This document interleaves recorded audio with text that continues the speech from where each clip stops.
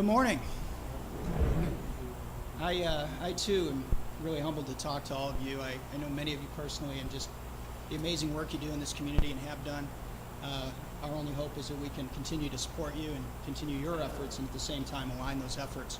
I also want to thank Danny for his comments, but also just point out that he mentioned he's been here 5 years, and for a CEO to come into town like Danny has, and the way Wells Fargo has gotten behind so many of our organizations in here, and just his tremendous support, I think deserves a round of applause as well.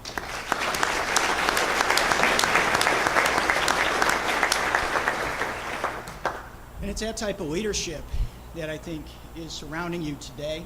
I believe everything like Danny. I'm not from St. Louis. I moved here 15 years ago from the Chicago area. And I've been just amazed at this community and how people jump in and just are so willing to help on any cause. And so our goal today is to really help you connect with the business case. It's a little bit of a history lesson peppered with some facts. And our goal is to really help all of you connect with why do we see this one metric of college attainment as that North Star metric. That's the goal. Some of you will hear some data you've already heard, but we hope to add a little color to that so that we all embrace that as a goal. And I think we can all embrace that as a goal. All of you represent boards, all of you represent other organizations. Our hope is you take that message back to those other groups and continue to build this momentum that we're trying to build. Doug talked about it as movement. That's how we've come to think about it. As business folks, we like to think about managing things. You don't manage something like this. This is something that we all need to create energy around, put our resources behind, and work together on. So with that, before we get started in the spirit of getting to know each other, I want to ask Kaplan to introduce himself, and then we'll get started. Thank you, Mark. Good morning, everybody. Thank you so much for being here. As I think it was said earlier, I have the privilege of being an officer at Enterprise Holdings, and as I think most of you know, we're a family-owned business headquartered here in St. Louis. We also hire more recent college grads than any other company in the country. And because of that, we have a tremendous interest in this topic of college attainment, which is not to say that there aren't so many other important issues around education. But for us, it's personal, because as a growth company, we need to know that we're going to have the talent available to us in the future that we need in order to continue to grow and provide opportunities for our employees. But also as a family-owned business, this community, the community that we live in, is so important to all of our officers, all of our employees, and to the Taylor family, which is why we invest so heavily in the institutions that bring vibrancy here to the community. And that vibrancy is a two-way street. It isn't just based on institutions and attractions. It's based on the people that are there to experience them and enjoy them. And so in that sense, the commitment to the vibrancy of the region is part and parcel of this discussion. It's also become sort of a passion of mine, as I also transplanted here about 16 years ago from Southern California, where it's difficult to feel a sense of community. And here, startled by the ability to feel a sense of community. And for me personally, to have the opportunity to invest in helping those of our young people that we sort of consider to be at risk. And the beauty of this effort is when you talk about educational attainment, you talk about moving the bar for everyone. So everyone comes along on that ride, and that's very, very important, especially in our community where we do have those who need the benefit of being lifted up. And when we talk about it as a business initiative, we turn it from doing good to investing. And I think when we turn things from doing good to investing, we give ourselves sort of a united sense of purpose, and it makes it easier, at least for those of us in the business community, to understand it. So with that, I'm going to turn it back over to Mark, and we'll get our presentation started. Blair, where are you? Right here. So I don't think we're going to have any idea whether we have time for questions, given where we're at. So would you let us know? And then if we're clicking ourselves, so if we forget, would somebody start waving their hands at us when you see the slides out of sync with what we're saying? Thank you. That's great. I got Mahendra over here. He said he'd head to the door if I don't do well. So he's my gauge for the discussion. Just a little bit about myself, Mark Lindgren. I have the great opportunity to lead the HR group at Ameren. Many of you know Ameren from how involved we are in the community. We truly believe our position is focused energy for life, but also you'll see our new mission start to come out of powering the quality of life, and that's really, when you think about that, something that we take seriously. But really, I want you to think of me more today as a member of the community, father of three, somebody who cares deeply about where I live, maybe a servant and a steward for creating a region that's better than when we leave it. So and I think, like Danny said, this is a start of something, and that's how we need to think about it. One other thing I'll leave you with, and this is just set the tone, is we talk internally at Ameren about levels of listening. And we talk about some of the highest levels of listening are listen to be influenced. So I would ask, a lot of you have many, many years, many things you've done in this area. All I'd ask for the next 30, 40 minutes is kind of get to that level of listening where you're thinking about listening to be influenced. That's what we're looking at. And then let's have great, rich debate, dialogue, everything that comes with it, because that's what's going to drive the change at the end of the day. So as we jump in, Danny mentioned this earlier, 19th population, 14th. That's relevant. The United States is relevant. Being 19th in the United States as a city is relevant. But the interesting thing is that 5-point difference to the 14th in terms of educated adults. So this would be the 14th in terms of bachelor's degree per the population. And so when we think about ourselves, and Doug mentioned it earlier too, the economy today is a knowledge economy. This metric to any business person is going to say that's a good advantage. We got the size, but yet we got a greater percentage of resources in that size to outcompete. So that's a good thing. But as Doug also said, this is a new day. We don't necessarily, we need our riverways for bimodal, but cities originally formed around rivers. They formed around raw materials. They formed around industrial sites. That's changed dramatically. So we have to figure out how to reinvent ourselves as a region to be that knowledge hub, to be that international knowledge hub that really competes on a global level. Talking yesterday to Dick, one of our speakers, and he said, international is where the international, Chicago is where the international community comes to lunch. I thought that was a really interesting comment. And, but there's a lot of truth in that. How can St. Louis be where the international community comes to lunch, right? So as we jump in, please listen to the influence. So again, just a map picture of where we are. But when you look at the Midwest, we have a distinct advantage. You are the hub of the United States. That has very much some advantages to it. By lifting the St. Louis region into the top 10 by 2025, you're going to hear us repeat this because that is the goal. That is what we want to do. Does that mean when you think about bachelor's degrees that we don't want to focus on tech education, we don't want to focus on associate's degrees, we don't want to get kids through high school? Absolutely not. You have to do all of those things to attain this goal, which is why we chose this goal as the overarching metric. But simply put, we believe it's also the top metric for economic vitality. And we do know that people pay attention to this metric. And so whether we think it's the right metric or not, in some ways doesn't matter, because that's how we're measured. So you can either work to change how they measure us, or you can align with how they are measuring us. And we've chosen to align with how they are measuring us. So that's a way to think about this goal. So I want to hit you with 6 reasons why this is important. As also mentioned, you're going to have this material. We hope that you use this material with your own audiences and discuss these issues. Here's 6 reasons. The first is the percent of college population degrees will gauge the workforce quality. So as we continue to look at how we think about this metric, we are going to need a significant workforce going forward. The top 10 ranking will set St. Louis apart. So when we think about how does that set us apart, there's 2 ways it sets us apart. One is, any good investor knows, confidence and a positive perception actually helps the investment. So if we go from 14 to 10, we are going to create a perception that something's going right here. And people will automatically pay attention to that. And it really sets us apart. The other thing that sets us apart is when the economic development analysis is done, they might only say, let's look at the top 10 cities. If that's the case, we're in. if we're not, if we're 14. So keeping up with this top 10 ranking will really set us apart as a competitor, particularly with our size. This was mentioned earlier, but as greater education goes up, there's greater earnings. Of course, these are broad averages, but it's absolutely a compelling picture when you look at how earnings go up. And this is us compared to other cities.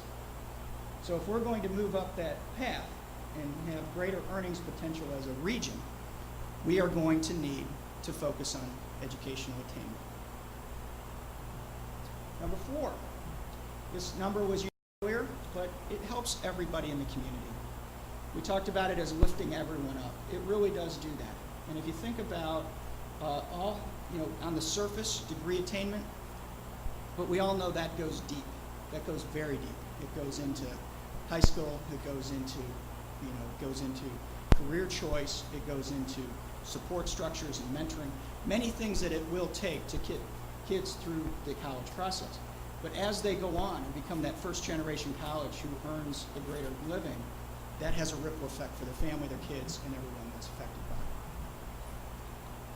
Number 5, this is more on the global scale for the region. So if you think about, just imagine, if you will, an extra 2.4 billion with a B, dollars that are going into the economy with the same number in the population. Just think about that for a minute. So if we think about that higher earnings potential, bigger jobs, new innovation, new startups, you can create a much higher earning workforce, and just think of the ripple effect of that through the entire economy, and it's positive for everybody.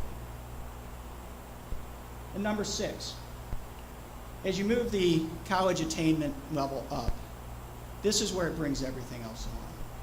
I mentioned I get the opportunity to do human resources at Ameren. We have line programs at community colleges. We hire significantly from tech schools that won't be bachelor degree, but we still care deeply about the bachelor degree metric.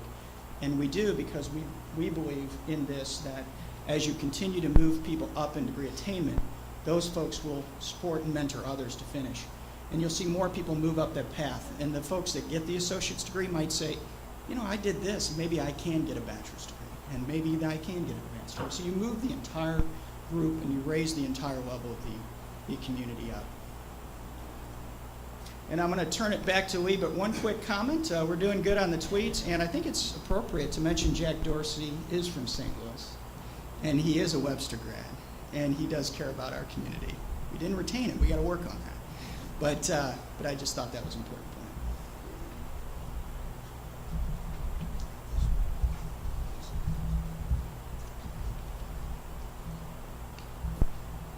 So let's ask the question, if we raise college attainment levels in our region, who's going to benefit? Well, our residents, the individuals and the families who call the St. Louis region their home. Our employers who built their businesses in our region, and those that will come here seeking all the great benefits that our region has to offer. And third, our neighborhoods and our communities, who all count on successful individuals and businesses to support the growth of our infrastructure and the vibrancy of our St. Louis metropolitan area. It's well accepted that no single factor is more directly correlated to earnings than the level of educational attainment. And this is certainly true in our region. Compared to those who did not continue their education after high school, a bachelor's degree holder is more likely to be employed, earns 75% more on average, and has greater career advancement opportunities. But let's not forget about the critical importance of high school completion. Completing high school and going on to some college, perhaps at one of our outstanding community colleges, stands for an average earnings improvement of 75% as well over those who leave high school before completing. In a recent survey conducted by the regional chamber, respondents said that completing a college degree gave them greater personal satisfaction and allowed them to be a more positive role model for their children. So we're all inspired when we hear stories about first-generation college completion. But what could be a more meaningful goal than reducing the number of young people who have to lay claim to such a distinction? Of course, our employers benefit from higher college attainment levels as well, as you've already heard today. A greater concentration of college degrees ensures a stronger regional workforce. Bachelor and higher level degrees are prevalent in both the financial and IT services sector and the health, science, and healthcare sector, which are two of our region's most significant growth opportunities. Employers need qualified people. They're increasingly looking for those with 2- and 4-year degrees to ensure that they'll have the skills and competencies needed for their critical occupations. Higher concentrations of degreed employees will attract other talented and educated people, creating a culture of continuous development and growth that benefits companies that are here, but also attracts new companies and investment capital. And obviously, our communities benefit as well. Higher education levels translates into higher incomes. Higher incomes translate into more home ownership, more stable neighborhoods, greater economic security. The result, a growing tax base and a slowing demand for government services and support. The benefit of increasing our regional education levels is clear, but you can be sure that other metro areas recognize this as well. In fact, we're going to hear from some of those areas today. I know that many of you came here way ahead of the curve. You already knew that the time for us to do something together was now. Some of you maybe have already heard enough today to convince you that the time is now. And for the rest of you, let me just say that we can still call today a St. Louis Regional College Attainment Initiative visionary, but in a few years, we will be back together calling it reactionary. The time for us to move is definitely now. For businesses, new technology skills and credentials continue to rise in importance. Businesses will locate where talent is projected to be abundant. For individuals and families, the earnings gap will continue to rise. The price of doing nothing is going up for everyone. The country can't afford the status quo. In every age category, the U.S. has slipped in college attainment from 2007 to 2010. We also rank lower at the younger end of the spectrum, reflecting the positive results that other countries are having by focusing on education. So what does it take for St. Louis to break into the top 10 top 10 metro areas in college attainment? Well, you've heard this number already today, but how did we get there? We used forecasts from Woods and Poole to anticipate the population and educational profile of the nation's metropolitan areas and how they might look in the year 2025. We found that while the percentage of St. Louis citizens with college degrees is likely to increase, the same will be true for other regions. Well, that makes sense. So if we do nothing, we can expect to stay right where we are. To improve from 14th to 10th, we need to make a change. We need to affect the trend line. And we need to affect it in a way that will add 75,000 degrees by the year 2025. Now, those are net increased degrees over the 12-year period, lest that number seems too high. That's a 4 percentage point improvement over the forecasted trend, which would take us from, our forecast would take us from 30 to 34, 35 over that time period. We're talking about 4 points more, not the 9 that you heard earlier. It would get our region almost 40% college attainment.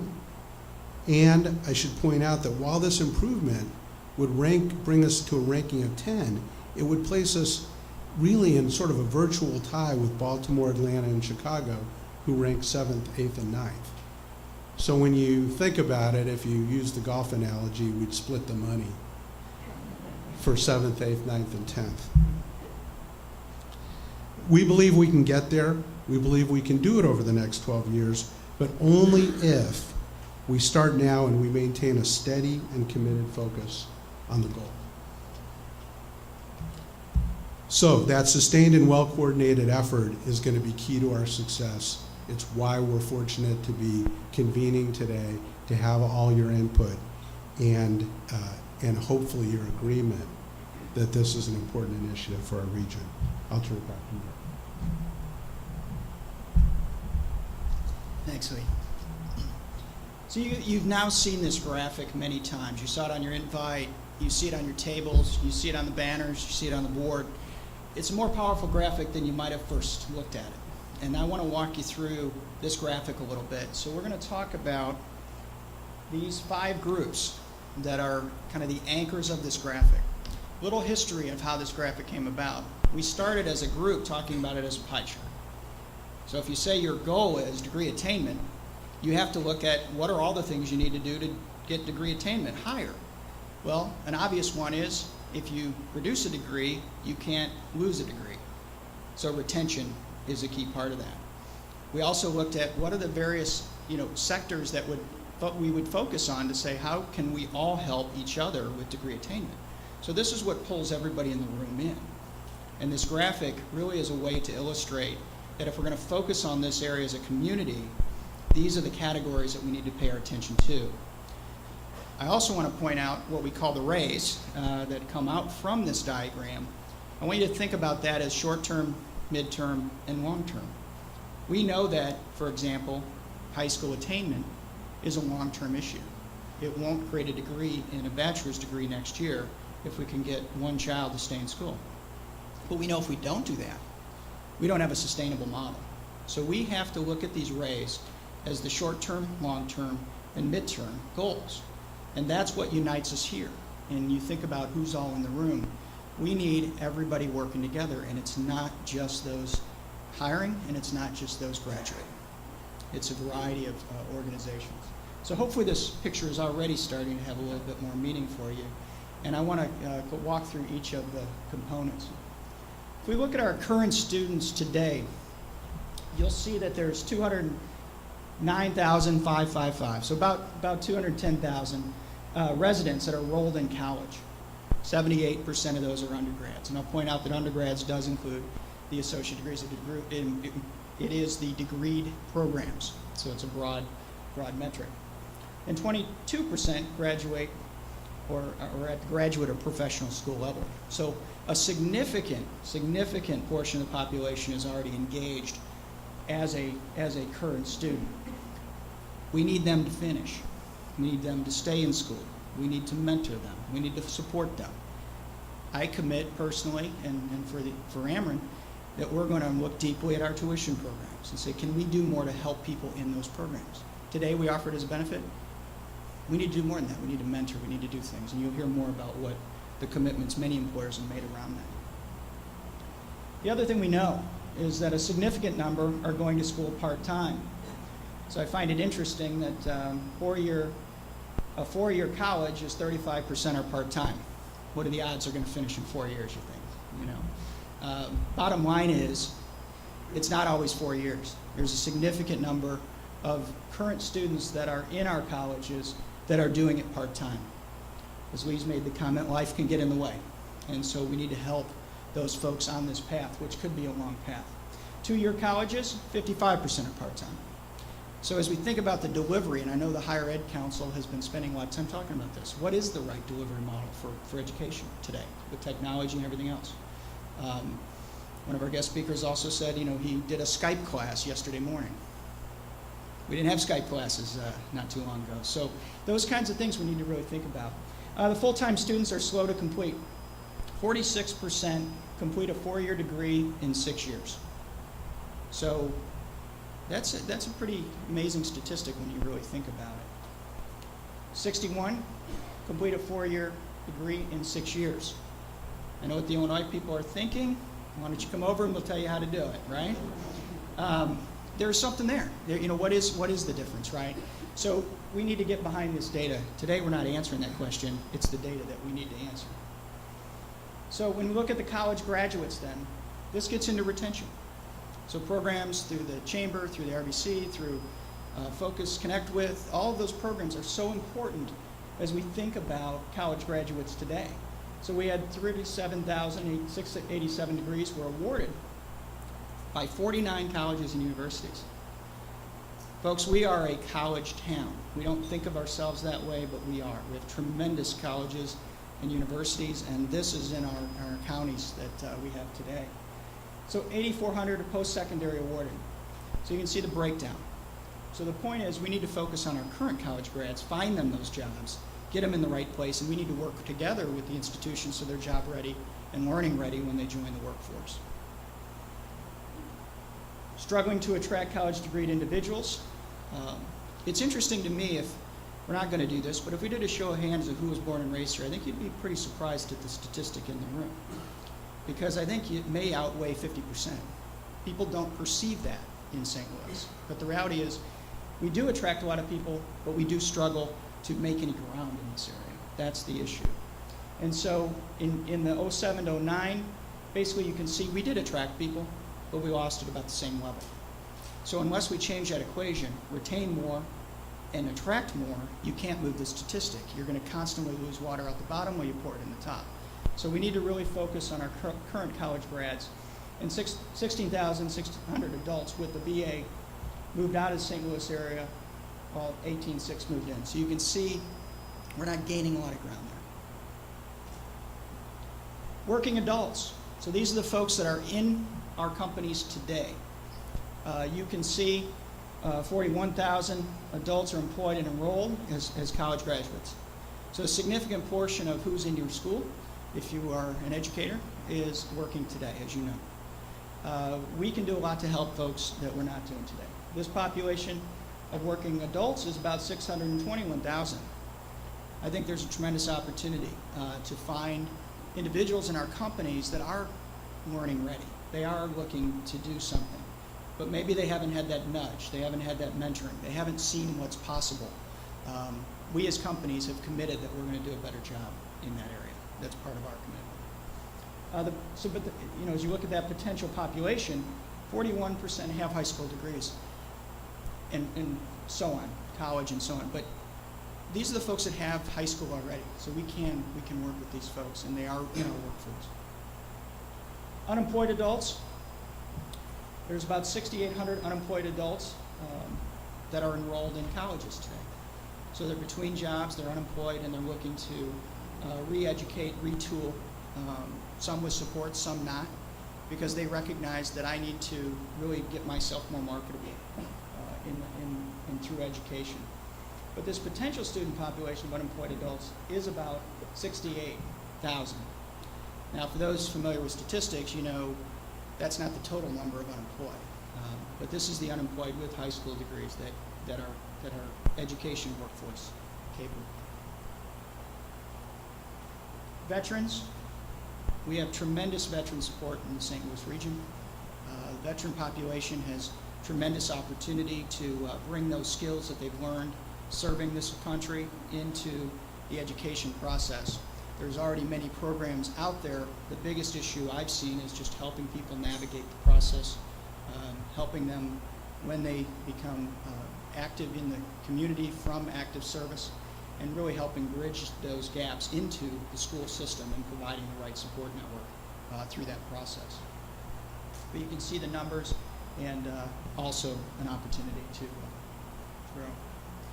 So as you look at this particular graph again, we've just spent about probably 10, 15 minutes together on it.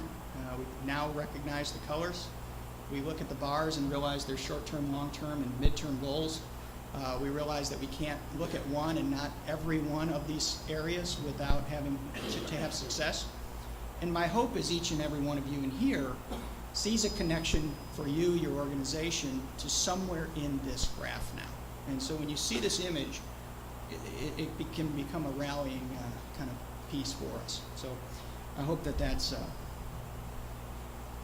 where we are. And I'm going to turn it back to Lee.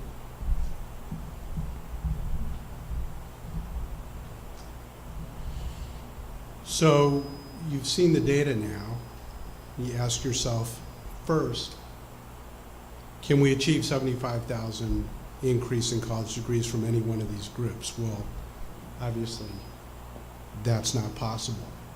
But if you look at the size of the entire pool, I think you come away feeling that we have ample opportunity to get there.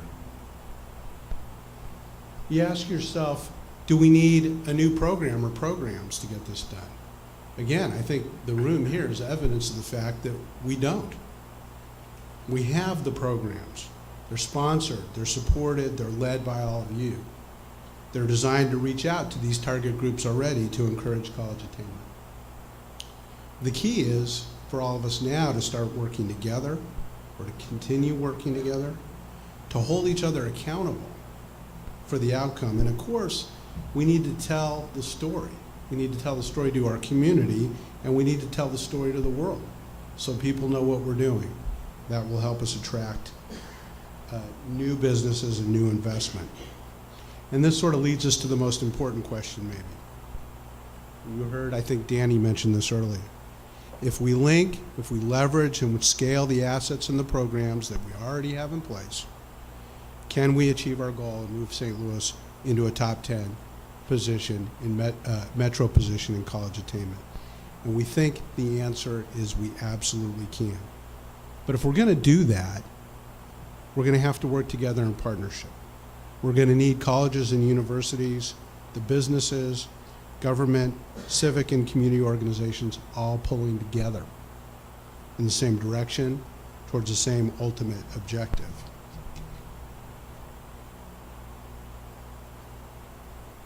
It's a long-term initiative, so we need a system of realistic measures. We have to create this accountability, to guide our direction, to gauge our progress, to ensure that we stay on course. It's a movement, it's a mission to raise our competitive advantage, to drive business growth, increase talent attraction, create higher earnings, foster greater personal satisfaction, and build a more prosperous future for the St. Louis region. We can't wait to be shown the way, nor can we put this initiative on the list of things that we'll get to. By uniting our current programs and initiatives in this common cause, we can harness the energy and investment and focus necessary to lift our region into the top 10 on college attainment. That's our goal. In the next segments of our program today, we're going to hear from other metro regions who have been working on this issue and taken a similar approach by making college attainment a top priority.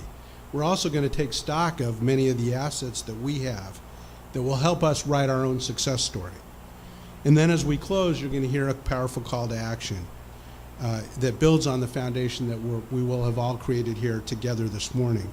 We hope that you'll be ready to respond with your personal commitment, with your organizational commitment to act, to measure, to monitor, to evaluate, and to help hold all of us accountable for the future that we can all achieve together. Thank you very much for your time this morning on behalf of Mark and myself. Blair, do we have time to open the floor up? Right on time, no time for questions. We'll be around. That is awesome. Thank you. Thank you all.